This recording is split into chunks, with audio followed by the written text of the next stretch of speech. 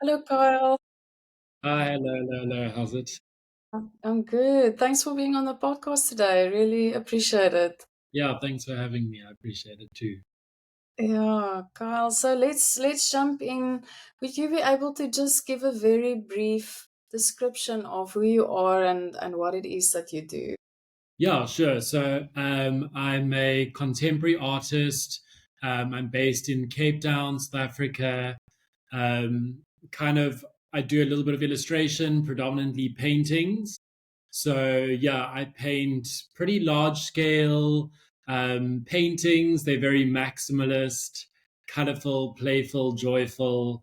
Yeah, so that's like a little bit of what I do. Yeah. A snapshot. Awesome. So, for those who are listening to the audio and not watching the video, so Carl's wearing a very bright blue shirt or blue jersey jumper, and he's seated in front of a beautiful illustration that he's done, showing some of the patterns that he typically uses and the colors as well. So, I'm really looking forward to talking about your work today and your journey as well Yeah. to what it is that you do currently. So I don't even have to ask if you identify as being a creative because it's so evident. And did you always have you always seen yourself as a creative person, or was there a moment where you realized you have this creative energy? I think as far back as I can remember, I've always identified as a creative. My Mm, background actually is based in theatre, so mm, I transitioned from the world of acting and musical theatre into art. So from a young boy, I was singing and dancing, doing all the drama activities growing up, and I had knew that I was like streamlining for a career in the arts. And yeah, in between that, I think I was always sort of drawing and creating. I was always making and designing things growing up. So yeah, 100%. I don't think it was going to be any other way. Yeah, it was always a career in the arts of some sorts. mm. And so I'm very curious to talk about your journey to what it is that you're doing now, with having this background in musical theater and then transitioning to becoming a full-time artist. Just share a little bit about that journey. I've always loved drawing and painting and creating. I think the last time that I really remembered giving it my full focus and attention was actually in high school. And it was my favorite subject and I absolutely loved it. But from there, I knew that I was going into study drama and musical theater. So that's the direction I followed. It was also really a huge passion of mine.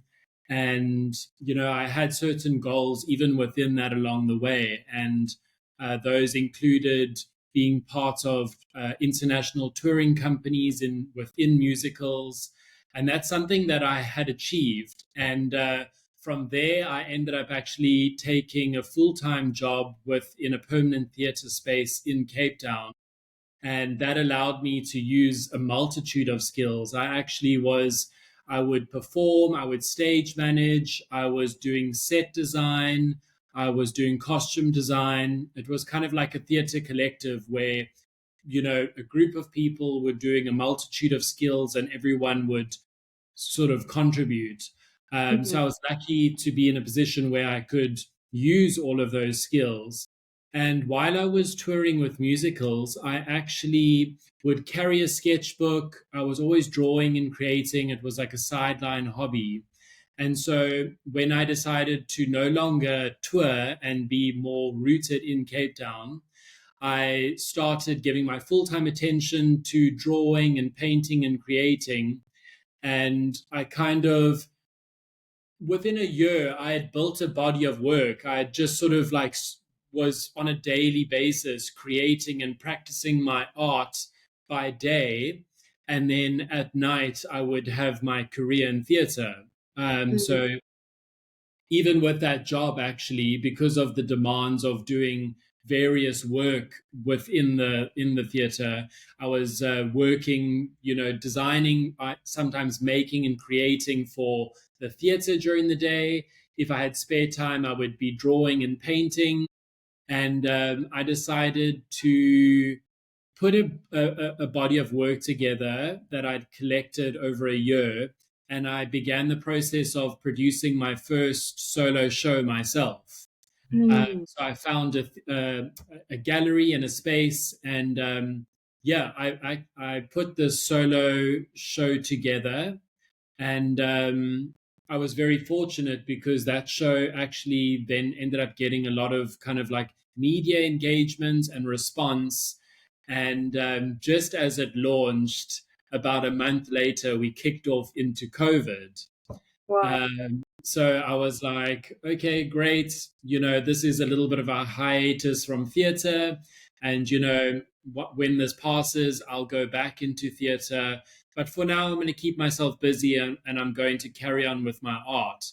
And because I had gotten the traction from that show, I had a lot of people asking me, for the work or to do illustrations or commissions. And sort of one thing spiraled onto the next. And obviously, as we know, COVID, especially here in South Africa, was really quite a lengthy experience, to say the least. I ended up in a position where the theater eventually said to me, listen, we can no longer employ you. So I was not only confronted with being unemployed, but I was also, I suppose, dabbling in my art, and it had a bit of success on its own, but I had to make a living essentially. So it was kind of, the perfect timing in a way, but also not. In hindsight, I can say it was the perfect timing, but in that moment, it was maybe essentially a moment of survival. I had to, earn a living essentially. But yeah, looking back, I have to say that it was probably, meant to be, and probably like, yeah, COVID was a blessing in disguise because I essentially shifted from one great passion of mine onto the next. Yeah, and so I think, yeah, I really look back, and yeah, it was essentially a blessing, if anything.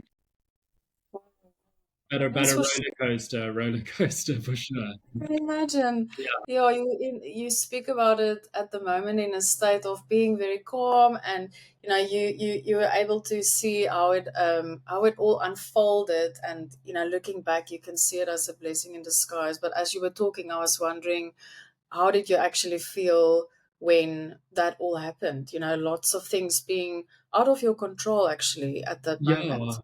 yeah. I mean, there was essentially like a lot of panic, but I think, growing up the way I did, I've always sort of been able to be like, okay, I know what I've got to do. I know how to cope in this situation. So I'd been doing a few commissions, so I ended up started doing more commissions. I started creating small illustrated bodies of works, and I started making catalogs. I would send those out, and funny enough, I'll always laugh, and I'll be kind of proud of this in a way. But one of my sort of second exhibitions that I did when COVID had opened things up, I actually created an exhibition in my lounge in my apartment, and I Awesome. invited a bunch of people over. And yeah, I actually ended up making some incredible connections, incredible sales.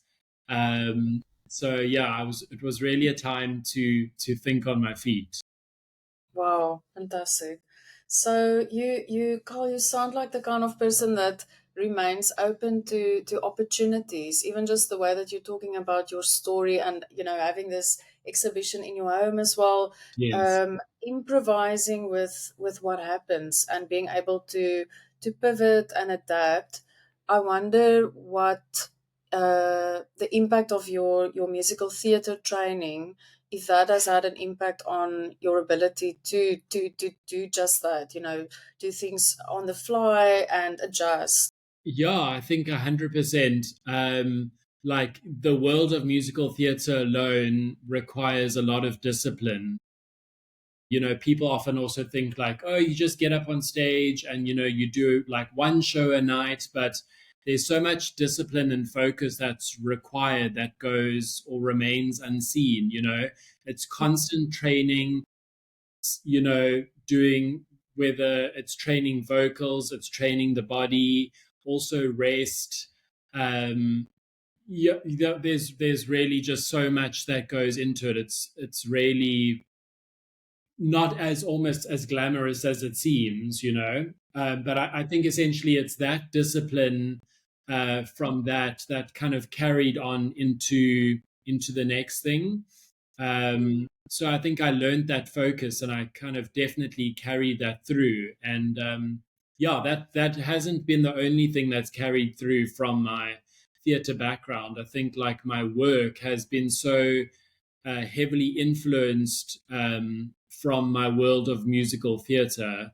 And yeah, I think I kind of took my playing and creating and improvising and all those, the fun, shiny, colorful bits from stage, and projected those onto the canvas. Do you need to be in a certain headspace of or frame of mind to create your work? Yeah, for sure. I mean, I think, like you said, my work is, I often describe it as very playful. It is quite mischievous. That's like a large part of my playful personality. There's elements, of the storytelling that's kind of put through into my art. Um, so yeah, I think like regarding headspace, Hmm. um, yeah, it's actually quite tricky because I also, coming from the theater background, I always had a castmates, and it's like quite a collective. You have like a theater family, and so now working in my studio, it's really quite the opposite. It's just me and my imagination in a world of solitude. So yeah, I think it does. It takes a lot of staying in a certain headspace, making sure it's disciplined, focused, like a positive headspace, but also at the same time exposing myself to enough things to keep my imagination and creativity going, and, taking equal breaks and exploring things outside of the studio that spark new ideas. Yeah. Mm-hmm. Interesting. So there's quite a contrast in the what your environment looked like when you were in musical theater business. Um, this sort of very intense, dynamic, working together in a cast or team. Whereas now it's the solitary space, quiet. Unless you put on some music. Is that quite a how did you experience that shift, from being very, very social in some way to being more solitary? I guess it's been a journey. I think like the more I progress in the world of art and in my career, I think it does become one of those challenging factors. Um, I think luckily I am more generally like quite introverted, so I do take my time in solitude, and I do enjoy that. But I think having human interaction and engagement and being playful and silly is something that I miss being around castmates for sure. But I guess I channel a lot of those elements into the storylines of my work. So yeah, I think like if something really sort of like makes me giggle or laugh, or I try and channel that into my work and create silly scenarios and silly details. Um, on the canvas, and that keeps me partly entertained. Yeah.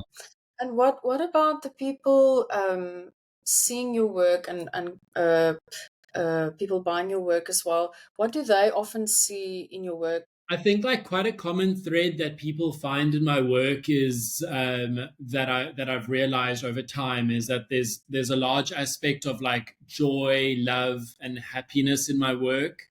It is quite light-hearted and fun, and I think that sums me up as a person. I think as well, it's contrasted with the world we are confronted with on a daily basis. The world can be filled with enough politics and bad news and ongoings. So I think, me channeling all the good vibes and joy and happiness into my work has actually also just become like quite a calling for me. I find a large element of like my truth and my purpose in the creation of my work, and I honestly feel that it's become a calling in the sense that I get to show my work to the world, and whether they get to experience it in a gallery or online, or if someone goes ahead and collects or purchases my work to live with it, there's multiple ways for people to see it and experience it. But I think that is quite a common thread, is just that real honest truth of the silliness and the playfulness and the light-heartedness. Yeah. Hmm. Wonderful. So I wonder if that's something that keeps you going on the days. I mean, all of us as artists, we have days where we feel inspired and where it feels like the work is just flowing, it's just there, and other days where it feels a bit more challenging and there it could feel like a barrier. What do you do on those days? Do you actually think about that calling, that you actually want to bring some of this into the world? Is that something that helps you on those days? Yeah, I think it's definitely something that I can like reach into like like a pocket of tricks. I suppose it's like putting on the good music, or finding those things to reach into. But like you said, it's not always smooth sailing, and it definitely ebbs and flows. I definitely have my tough days as well. Where you've got to dig deep, and you're in the middle of a work and you're almost wrestling and fighting it because you're not sure what direction it's going in and how it's going to pan out. But I think, like, if I think back and I'm able to put myself in a concentrated space and know that you know if I'm having fun doing what I'm doing and I'm painting truthfully and honestly, that's what makes a great piece for me. And I think, secondly, like another factor, although it is quite tricky and maybe some artists may disagree, but I think, being an artist also requires a large part of discipline. And because I do thrive on some kind of structure, my studio practice is showing up on a daily basis, 9 to 5. Even if I'm just sitting staring at the wall or a painting for a couple of hours, there's things brewing. And then it's that moment you pick up a paintbrush and you could disappear for 4 hours or just half an hour. But whatever it is, if it's the half an hour or 4 hours, it's a step forward. So yeah, that's how I approach my practice. Mm. Yeah, thanks for talking about routine and having discipline. I absolutely agree with you. It's such an important part of the practice, and I think if you create that structure within that, then you have the space to play, and that's you're also showing up so that the inspiration can arrive. Yes. Uh, so you mentioned having a structure of working between 9 and 5. What other things are part of your weekly routine that keeps you going? Yeah. So I'm an early rise in the morning. I get up pretty early. So I What, normally get up what, at like what's early? What's early I, for you? I get up at 5, and Nice. then I go to gym at 5:30. So that's like a weekday practice. Winter is a little bit harder, I won't lie. But yeah, I guess it's the discipline and showing up. I try my best always. And Mm. then from there, I come home, I grab a quick breakfast, and then I head into the studio quite early. So normally from like 8, 8:30. And then, yeah, I find my feet in my studio. It's often sort of sitting there with a cup of coffee, staring at paintings, seeing what's been done, what needs to be done. sort of like faffing, if it's tidying the studio or, picking up where I left off. And then, yeah, the rhythm really ebbs and flows in the studio in terms of what I'm working on and how an idea is coming along. Um, but yeah, like I think I even came across something that actually mentioned the concept of, you can have about 4 hours of solid flow in studio. So I often feel like if I've managed to have like 4 hours of solid flow, beyond that, I'll carry on doing certain things, but I feel like that's a moment where some real magic can happen. And outside of that, then it's, carrying on doing other things where it's, maybe painting edges or tweaking little things, but nothing that's like really, pulling out new ideas. Mm. And then, yeah, beyond that, I guess a lot of rest. Yeah, I have a social life, nothing hectic beyond, but, would maybe see friends or do other activities. I love spending time in nature. So I think like if I can go for a walk in the forest or the park after a day in studio, that's always like a good wind down. Mm. Yeah. So it's lovely. I'm getting a nice snapshot of what you do during the week and what your routine looks like. It's very interesting that you also mentioned rest. I had a podcast recording with Giovanita. She's a French artist, and she also mentioned rest as a very important practice. Yes. So it's really interesting that you also mention it. What about rest is important to you? It's definitely time to rejuvenate, and it's something that is also underestimated. Um, and I know it's something that's essential for me. As a person, I'm quite switched on, like 24 hours a day kind of thing. My imagination is always going. I'm always keeping a sketchbook with me. I'm always wanting to put down ideas.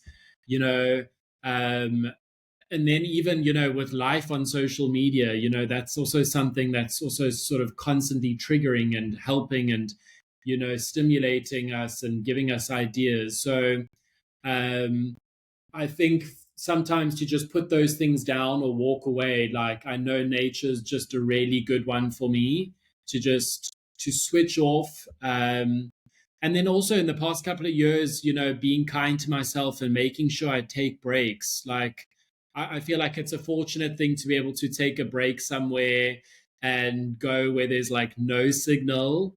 It's Yeah, the for absolute sure.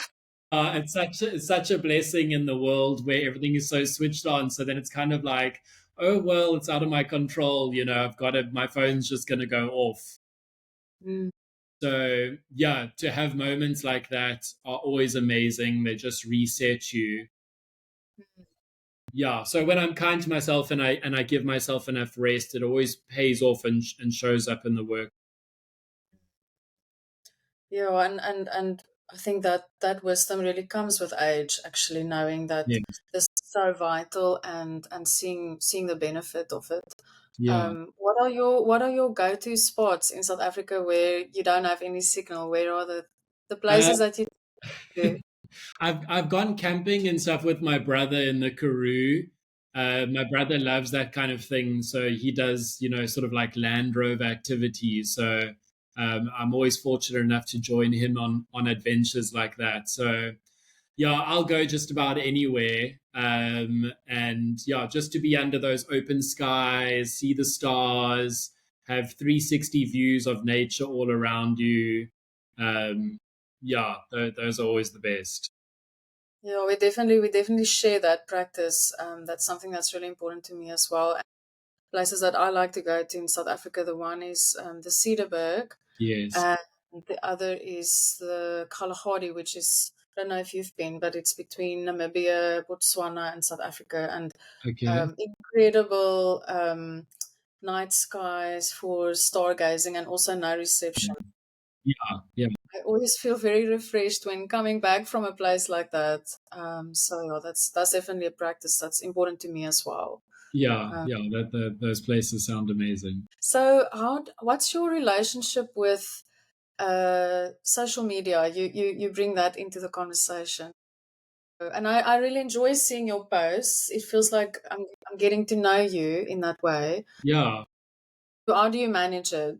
There's so many different ways to manage it, and there's so many people have, I guess, like ideas and opinions. But for me, I realize, like obviously I'm an artist, but I also see myself as a business owner. And I think that sometimes, artists struggle to recognize that aspect of the job essentially. So, one of them is, like the marketing section. And so no one's going to get up and do it for me. Sure, I have relationships with galleries and, those benefits come along with, their marketing and their team. But above and beyond that, I feel like that's something that I have to, take control over. So I feel like I have quite an organic relationship with social media. I remain consistent. I Mm, think that's like something that sort of rings true throughout my practice. I actually have a quote that's like my go-to is consistency and what's it now? I'm trying to think. Consistency and persistence conquer all things. I And see. so, I apply that into all areas, like, showing up in studio 9 to 5, if it's just one post a day or keeping my stories on social media going. Yeah, it can be tricky because social media is also like, can be partly addictive as well. Um, so it sometimes can be tricky to put down your phone, but yeah, that aside, I think I just try and remain, consistent and show up. And yeah, like you said, I try and just be my authentic self. The people who gravitate towards me and my work, that's fantastic. And I feel like that's, those are my people. And, you're not always going to be everyone's cup of tea, and that's okay. So yeah, I just am myself.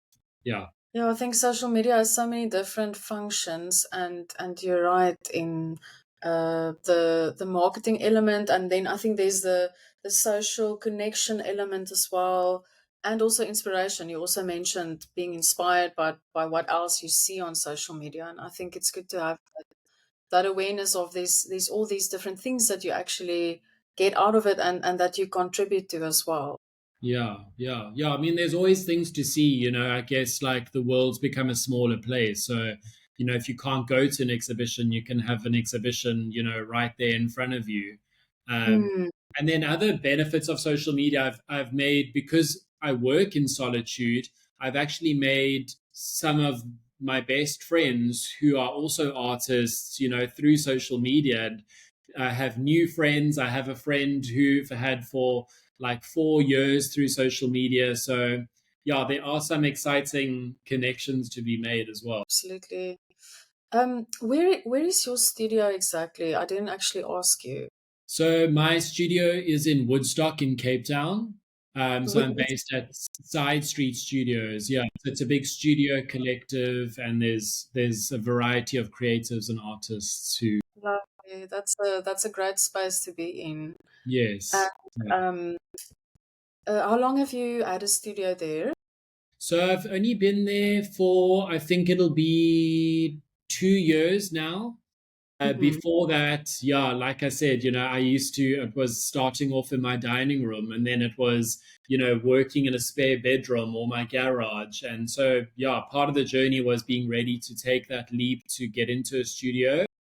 But yeah, the timing in terms of taking that studio, I wasn't essentially looking for a studio, but it kind of just sort of presented itself to me through a client who had purchased my work, and so she introduced me into the space.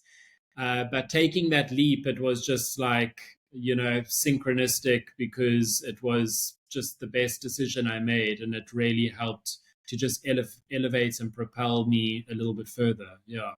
Hmm. So, what has been the impact of having a studio on your practice and your business? I think what's been fantastic is also the separation. I think before, not being able to switch off from my practice, I was always confronted with my art being around me all the time. So, now I've got home, now I've got studio. That's great. And then also just the freedom to mess and create and explore fully. I think like immersing, because I work with quite like mixed media, it really helped me to be quite spontaneous and really like improvise and put things together and navigate like what my ingredients and what my recipe is for creating. Um, and yeah, I think like essentially before that, my style has always sort of been developing and growing and been consistent, but getting to a point where I can just sort of pour it all together and really play and discover what I'm fully capable of in a studio space. Yeah, has been a total blessing. So yeah, super grateful to have my studio. Yeah, I'm so happy for you that you have that space. I think it Yeah, makes a big difference and really interesting to think about the impact of the environment on the way that we work. Whether it's nature or it's a studio space. And being in a space like that where other creatives work as well. yes. Um, what has been the impact of that? Have you found a bit of a community there? Yeah, for sure. There's definitely there's everyone's got a different practice and people come and go and it can also be tricky because it's like, do you disturb someone? Do you not? Everyone's in their little bubble.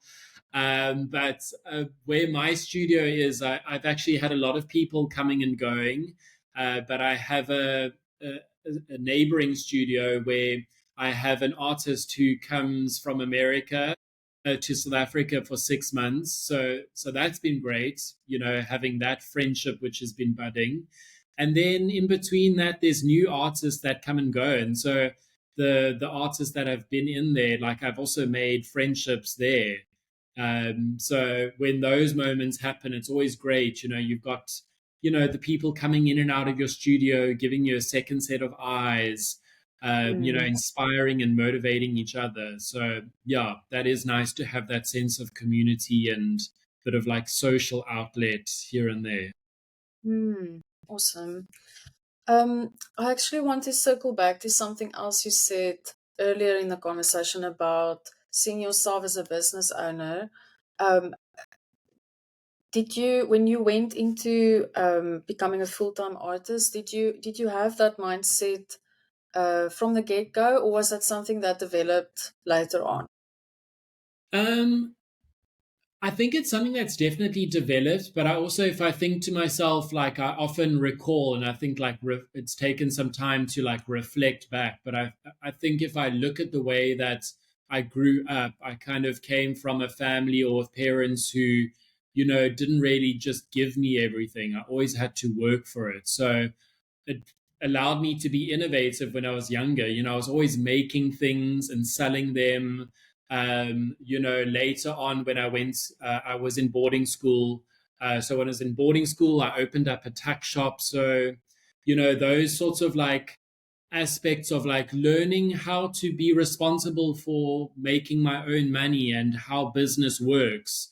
Like in hindsight, those really set me up with some basic foundation. So I think it was almost a bit of a natural instinct shifting gears into the art practice, especially with it being in the beginning, was very commission based. And, I was having to look to do certain commissions. I was largely doing a lot of architectural drawings because that's something I'm also quite passionate about.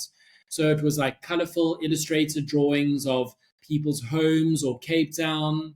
And yeah, I kind of like set that up as a bit of a business. And then that later then allowed me to make certain drawings and I turned them into prints and built my website and yeah, essentially was growing and building my business. I've definitely been learning on the ground. And it's always through trial and error, figuring out what works, what are the rules of the art world, navigating that. Um, So yeah, it's I've actually had another conversation with a friend who's a bit of a new young artist, and having the conversations with her has been really fantastic because I think it gives me insights and allows me to reflect on how much I've learned and grown. But then also to be able to share that knowledge and pass it on because like we've been saying, it's a work in a bit of like solitude, and you don't always have community, and there's no one to really always reach out to as a mentor. So I know that I wasn't necessarily like mentored or had someone showing me the ropes. So I always feel like it's important to be able to give back, and so for me to be able to share that knowledge and help someone else, yeah, is a benefit and bonus for me and for the people who I share it with. Mm, mm. That's amazing, Carl. I think I agree, that's so important. And it's wonderful to hear how you've been able to draw from so many different aspects of your life, your childhood, your musical theater training, what you did in boarding school, and all of those different elements have an influence on the way that you are currently and the way that you run your business. And on this topic of someone just starting out, I think it can be very daunting if someone's listening to this podcast, for instance, and hearing all the different elements that you've managed to put in place. And if you think that far ahead, it can feel like quite a lot to actually do. So, what advice would you offer to someone who, like this other young artist? Yeah. I always say just start, I say start where you are. I think like I'm the kind of person who's a doer. And I think, especially being an artist, sometimes you can be an overthinker or spend a lot of time in your head. And as great as that can be, it can sometimes be a slight hindrance. But I think as artists, creatives, and makers, I think it's important to show up in your studio, and it's like we were saying earlier, whether you do one paintbrush, for the day, or you do 4 hours of work. It's just showing up and doing. And along those lines, I think like even when you're actually creating, people often sit around and are waiting for the idea or what to do. But when you're in your studio and you're working on a painting, suddenly that creativity leads to more creativity, and the idea starts unraveling. So yeah, I would definitely say just start where you are, uh, and other things will present themselves. I think, like none of us have the handbook on how this is actually done, and especially artists. I think, there's no blueprint like to maybe say being an accountant where you study something and then it's quite specific how it plays out. Every artist has their own sort of path, and you can share stories and relate and learn, but it's going to unravel quite differently for everyone else. And when you're confronted with those things, you're going to learn and grow. And in hindsight, you'll surprise yourself how much you can really actually achieve and conquer if you throw yourself in and just do. Mm. I think your story will be inspiring to many, and it's a wonderful, I think, time within your career to actually have this conversation where you've had some time to build, but there's a lot of momentum and new things unfolding. I really look forward to seeing what's next for you. Thanks. Thanks.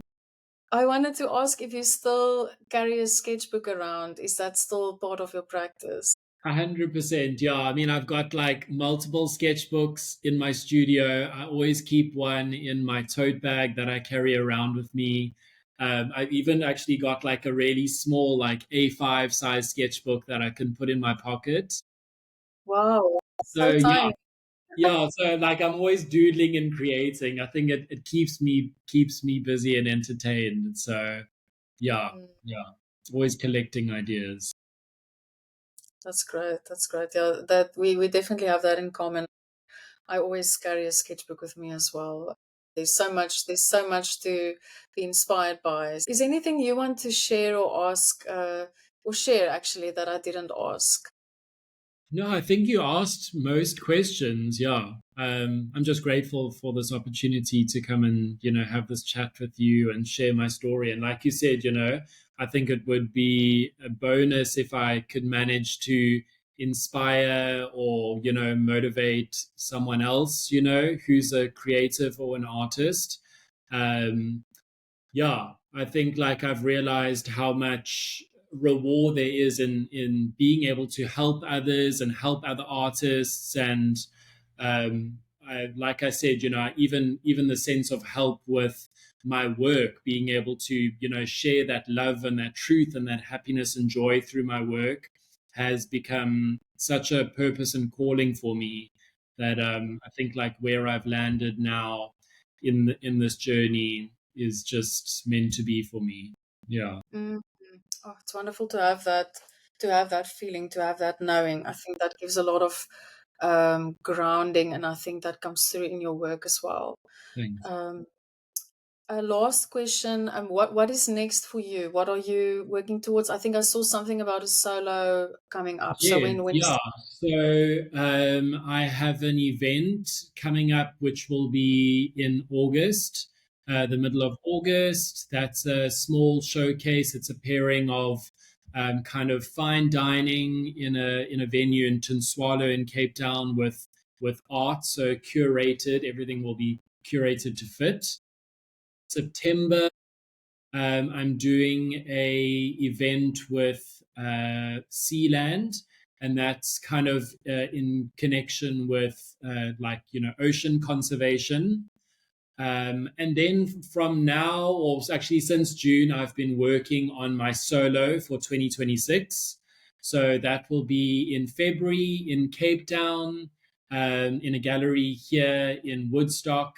Um, and yeah, so the preparation is underway to say the least. So lots of sketching, lots of planning, painting, doing all the things. So yeah, I feel like I've got enough on my plate to keep me going for a while. Um, yeah. fantastic, Carl? What's the name of the gallery where you'll be doing your solo? It's 80 Gallery, so Art in the Yard Gallery, and they are based in Franschhoek and they're based in the Old Biscuit Mill in Woodstock.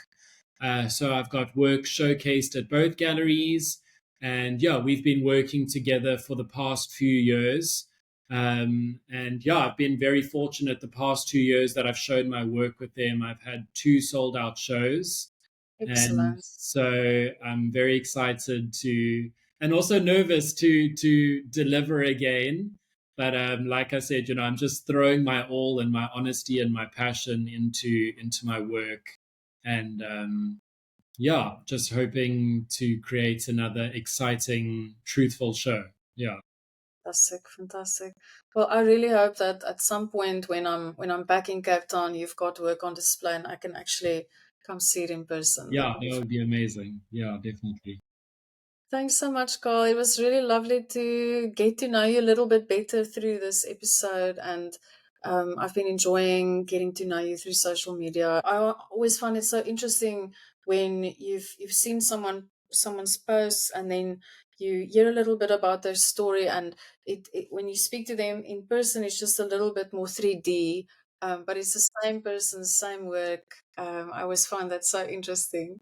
Yeah, And the unpacking those layers always makes it so interesting, and just sharing. Like I would love to hear more about your story as well and your practice equally.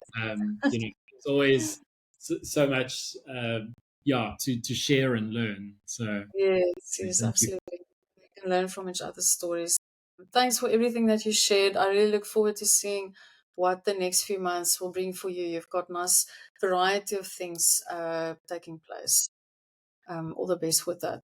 Cool. Thanks so much, and yeah, thanks again for this opportunity. It was a pleasure having this chat with you. Such a pleasure. Thank you. Thanks.